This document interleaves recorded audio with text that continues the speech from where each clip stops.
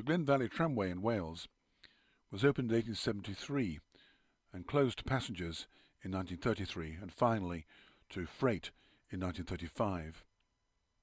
It followed the road from Chirk down to Glyn where at Hendray there were quarries of granite and of slate.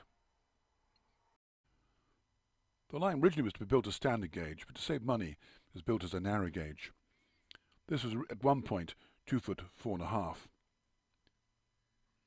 The transshipment of the freight material, that is the granite and the slate, originally took place into the Llangollen branch of the Shropshire Union Canal.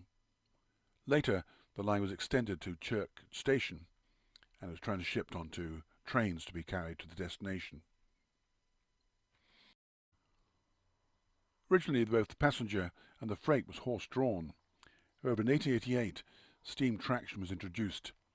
These locomotives had skirts going right down to almost the ground level because the train was running next to the road.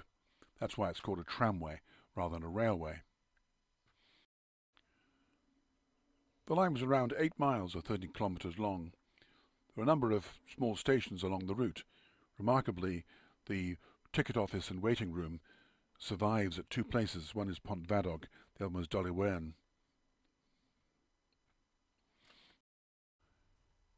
Change of ownership of the quarries and the introduction of road transport, as well as the introduction of a bus service up Glyn meant that revenues no longer covered the outgoings.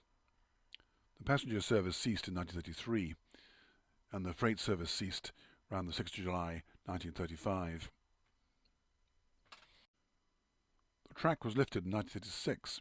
Some of it made its way to the Talyllyn Railway. Also, a couple of the carriages were purchased by farmers for use on the farms. Some of these were rescued and were rebuilt as carriages on the Talyllyn. The Glyn Valley Tramway Trust is undertaking a restoration project. The first section would be 1 mile's worth from Pontfaen back to Chirk.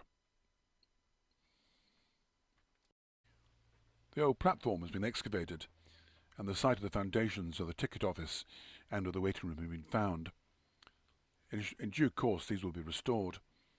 A short section of track has been laid temporarily, and for the first time in many years, in July 2023, a couple of wagons were brought over from the Talyllyn, so the site saw tramway movement for the first time since 1935.